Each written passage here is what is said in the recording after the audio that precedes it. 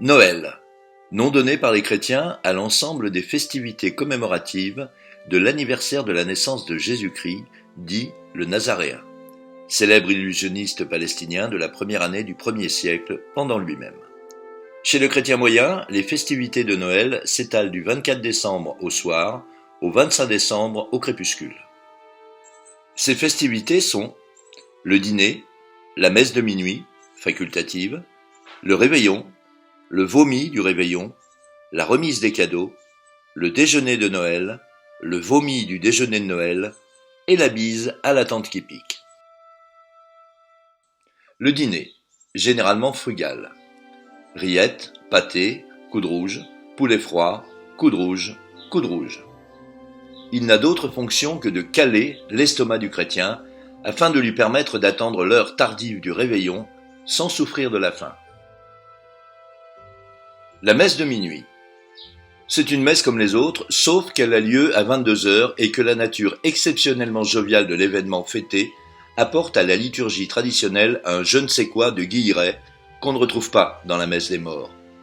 Au cours de ce rituel, le prêtre, de son ample voix ponctuée de grands gestes vides de cormorans timides, exalte en deux nuquiens aigus à faire vibrer le temple la liesse béate et parfumée des bergers crucifilles descendus des hauteurs du Golan pour s'éclater le surmoi dans la contemplation agricole d'un improbable dieu de paille vagissant dans le foin entre une viande rouge sur pied et un porte-misère borné pour le rachat à long terme des âmes des employés de bureaux adultères, des notaires luxueux, des filles de ferme fouille-tiroirs, des chefs de cabinet pédophiles, des collecteurs d'impôts impies, des tourneurs fraiseurs parjure, des OS orgueilleux, des putains colériques, des éboueurs avares, des écarisseurs grossiers, des préfets fourbes, des militaires indélicats, des manipulateurs vérificateurs méchants, des informaticiens louches, j'en passe, et de plus humains.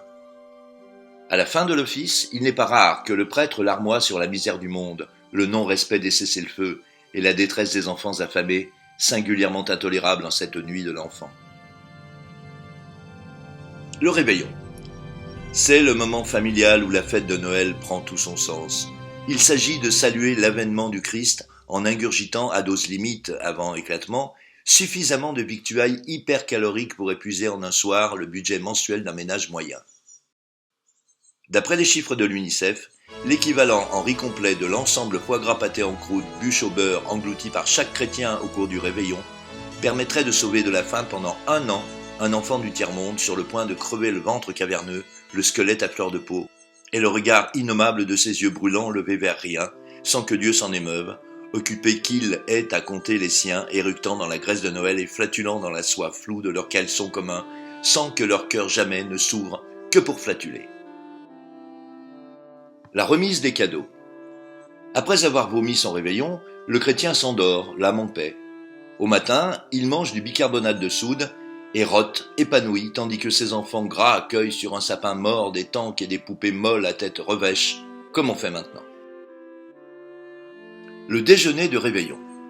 La panse ulcérée et le foie sur les genoux, le chrétien néanmoins se rempiffre à plein groin, se revautre en couinant de plaisir dans les seins doux compacts, les tripailles sculptées de son cousin cochon et les pâtisseries immondes indécemment ouvragées en bois mort bouffi. Ô bûche de Noël, indécent mandrin, innervé de pistaches infamantes et cloqué de multicolores gluances hyperglycémiques, plus douillettement couché dans la crème que Jésus sur la paille, vous êtes le vrai symbole de Noël. La bise à la tante qui pique. Après avoir vomi son déjeuner, le chrétien reçoit la tante qui pique et la donne à sucer à ses enfants. Si elle pique beaucoup, la tante qui pique devra attendre le nouvel an pour que les enfants du chrétien aillent lui brouter le parchemin maxillaire contre 200 grammes de confiserie.